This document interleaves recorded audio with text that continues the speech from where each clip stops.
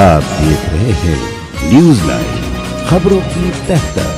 नमस्कार, मैं हूं सादिया खान और आप देख रहे हैं न्यूज लाइव खबरों की तहतर। तो आइए देखते हैं आज के मुख्य समाचार। न्यूज हेडलाइंस के प्रायोजक हैं universal stardom acting academy Lucknow, Jai Hind dry cleaners and dyers, small party वाले, the food on your door.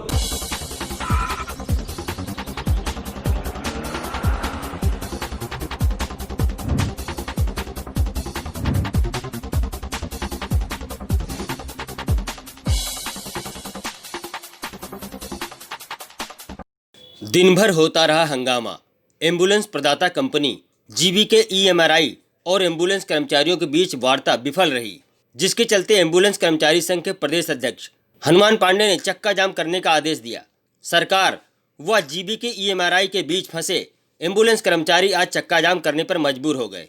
अब पूरे प्रदेश में मरीजों के लिए भारी मुसीबत हो सकती है। तत्काल प्रभाव से सरकार को कोई ठोस कदम उठाना चाहिए। महीनों से वेतन के लिए परेशान एम्बुलेंस कर्मियों का आज सब्र टूट गया और पूरे प्रदेश में चक्का जाम कर दिया। News live bureau report. हमारी वही वार्ता थी, माननीय स्वास्थ्य मंत्री जी से हमने स्वयं वार्ता की थी और मेरा ऑडियो भी वायरल हुआ था। माननीय स्वास्थ्य मंत्री जी ने कहा था आप प्राइवेट कर्मचारी हो, अपने कंपनी से वार्ता किए। अभी हमने विगत 2 दिन पहले माननीय स्वास्थ्य मंत्री जी से वार्ता की, उन्होंने हमसे वही बात कही है, तुम लोग नेता नगरी करते हो, तुम लोग अपने मालिक से कहो, हमारा सरकार का कोई लेना देना नहीं है। तो फिर किस प्रकार से हम किस बहा में जाएं, किस धारा में बहें? सरकार कहती है हमारे कर्मचारी नहीं।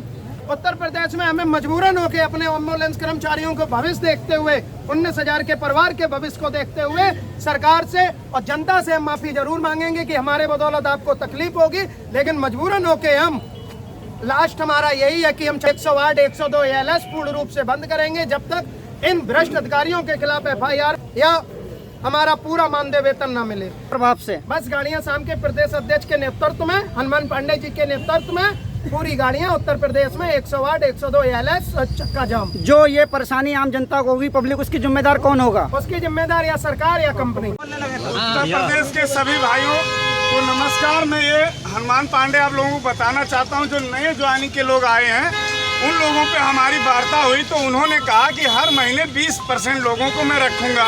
हमने कहा डाटा दीजिए कितने लोग बाकी हैं जो ड्यूटी नहीं पाए हैं, उनके पास कोई डाटा नहीं है। हमने कहा अगर आपके पास कोई डाटा नहीं तो किन 20% लोगों को आप ड्यूटी देंगे? ये तो साबित नहीं हो पाएगा कि 20% लोग ड्यूटी पाए या नहीं पाए। इस पर हमारी सहमति नहीं बनी। हमने कहा अगर आप डाटा देते हैं तो 20% लोगों का नाम लिस्ट पेश करेंगे, हम उनसे कह देंगे भैया ये 20% लोग आपकी नौकरी में लग गए अभी, और फिर 20% अगले महीने में लग जाएंगे, तो 2-3 महीने में सब खत्म हो जाएंगे। ठीक, इस पर हमारी कोई बात नहीं मानी गई तो हमने खत्म कर दिया कि हम जब आपके पास डाटा नहीं है तो हम कैसे मानेंगे कि 20% लोग कौन है जो ड्यूटी आप पाए। बात ये हो गई।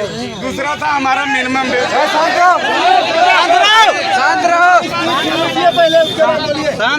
दूसरा हमारा मुद्दा था मिनिमम बेस।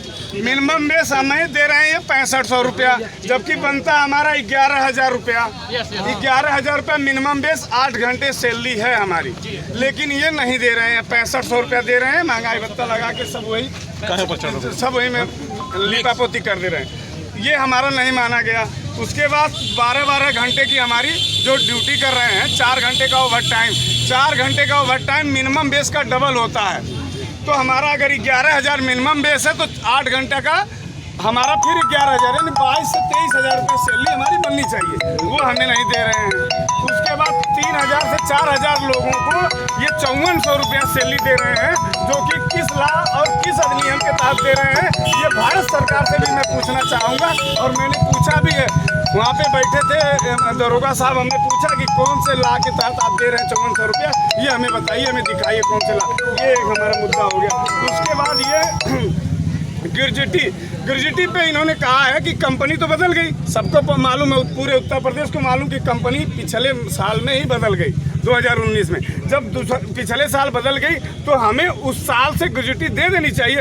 1 साल से क्यों पेंडिंग छोड़ा गया है? सही बात है। उसका हमें 10% ब्याज के सहित भुगतान किया जाए, इस पे सहमति नहीं बनी।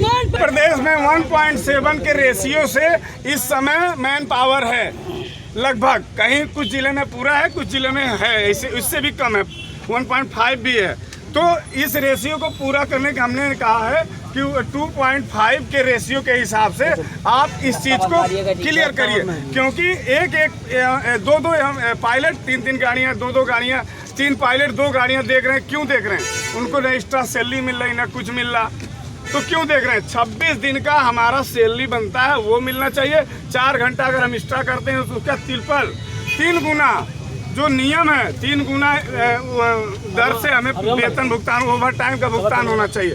हमारा सुन लीजिए, हमारा ये क्या बोलते त्योहार कोई बड़ा रजिस्टर्ड त्योहार है, जैसे दिवाली होली हो गया, उसमें हमारा 3 गुना भुगतान होना चाहिए जो ड्यूटी कर रहा है तत्काल प्रभाव से। उसके बाद अगर हमारी छुट्टी है संडे के दिन, हम ड्यूटी कर रहे हैं तो 3 गुना भुगतान होना चाहिए। कोई राष्ट्रीय पर्व आता है 15 अगस्त 26 जनवरी, हम ड्यूटी कर रहे हैं, उसका हमें 3 गुना भुगतान होना चाहिए। अगर इन मांगों पे ये सहमति बनाते हैं तो हम वार्ता मतलब विफल हो गई, इस पे हमारी सहमति बनती तो वार्ता सफल होती। इस पे हमारी वार्ता नहीं बनी, इसलिए हम वार्ता विफल करके समस्त उत्तर प्रदेश गाड़ियां खड़ी करने का निर्देश देते हैं।